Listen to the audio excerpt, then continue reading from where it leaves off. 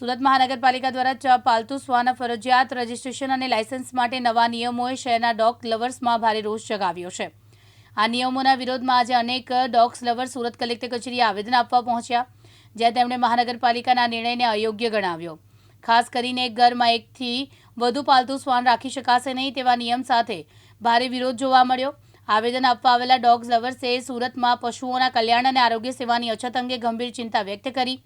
નોંધનીય છે કે અમદાવાદમાં પાલતુ શ્વાન કરડવાથી એક બાળકનું કરુણ મોત થયા બાદ સુરત મહાનગરપાલિકાનું તંત્ર હરકતમાં આવ્યું છે। નાગરિકોની સુરક્ષા અને પાલતુ પ્રાણીઓ સંબંધિત સમસ્યાઓના નિવારણ માટે સુરત પાલિકાએ પાલતુ શ્વાન રાખવા લાયસન્સ ફરજિયાત બનાવવાની અત્યાર સુધીની સૌથી મોટી કાર્યવાહી હાથ ધરી છે। અમે સુરત જિલ્લા પ્રાણી અત્યાચાર નિવારણ સમિતિના સભ્ય છીએ, બોર્ડ ઓફ ડાયરેક્ટર છીએ અને અમારી સમિતિના પ્રમુખ કલેક્ટર છે। અમારી સમિતિને સુરત જિલ્લામાં કૂતરા પાળતા લોકો દ્વારા કર રજિસ્ટ્રેશનના નિયમાવલી બાબતે કેટલીક ફરિયાદો મળેલી છે અને ફરિયાદોની રજૂઆત કરવા માટે કલેક્ટર પાસે અમે આવેલા છીએ।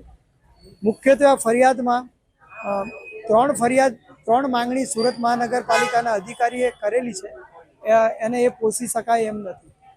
સુરત મહાનગરપાલિકાના અધિકારીઓએ બંધારણથી વિરુદ્ધ જઈને બંધારણમાં કોઈ પણ વસ્તુ મંજૂર કર્યા વગર માંગણીઓ પોતાના પાવર્સ ન હોવા છતાંય માંગણીઓ કરેલી છે અને આ માંગણી એવી છે કે કૂતરા માલિકોએ કૂતરો કુદરતી હાજત વગેરે ક્યાં કરશે, નહીં કરે એના માટે સ્ટેમ્પ પેપર એફિડેવિટ કરવાનું છે।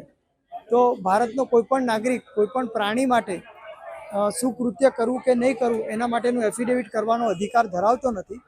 આવું એફિડેવિટ આપવું પોસિબલ નથી।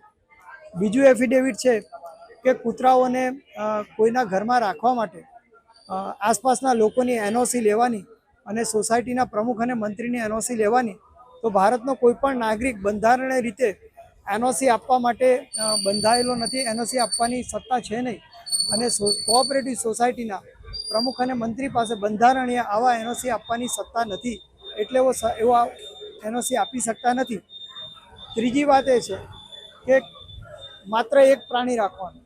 તો ભારતની બંધારણની કલમ 51A(g) ભારતના તમામ પ્રાણીઓ પ્રત્યે અનુકંપા રાખવાની, સુધારણા કરવાની, જતન કરવાની અને એને ખવડાવવાની વગેરે કામ કરવાની એને નૈતિક ફરજો આપેલી છે, બંધારણીય ફરજો આપેલી છે।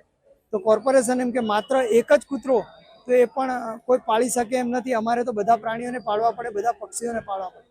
અને સૌથી મહત્ત્વની વાત છે કે 2008થી ઠરાવ થયેલો હતો, તો 2025માં કેમ કર લેવાનું અને રજિસ્ટ્રેશન કરવાનું કોર્પોરેશનને મગજમાં આવ્યું અને કર અને રજિસ્ટ્રેશન બધા પ્રકારના પ્રાણીઓ માટે લેવાનું છે।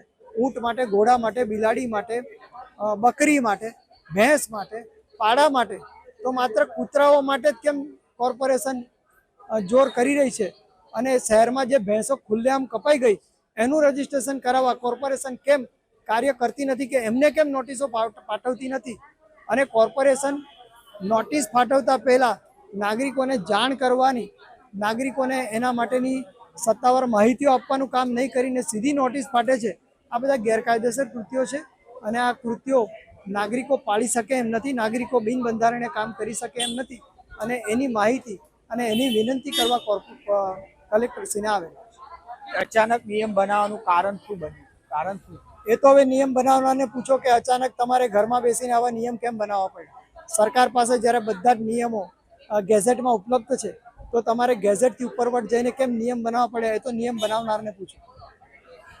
જે પ્રમાણે અમદાવાદની અંદર જે ઘટના બની હતી ત્યારબાદ સુરત મહાનગરપાલિકા દ્વારા પણ શ્વાન 1000થી વધુને જે શ્વાન પાડે છે તે લોકોને નોટિસ પાઠવવામાં આવી છે અને તમારે શ્વાન પાડવું હોય તો આજુબાજુના લોકો એટલે કે 10 લોકોની તમારે નો ઓબ્જેક્શન સર્ટી લઈને આવવાનું હોય, ત્યારબાદ જ સુરત મહાનગરપાલિકામાં રજીસ્ટર કરવામાં આવશે। કેમેરામેન અબુ મિત્ર સાથે મુકેશ ગુરવ, દિવ્યાંગ ન્યૂઝ સુરત। મુકેશ ગુરવ, દિવ્યાંગ ન્યૂઝ સુરત।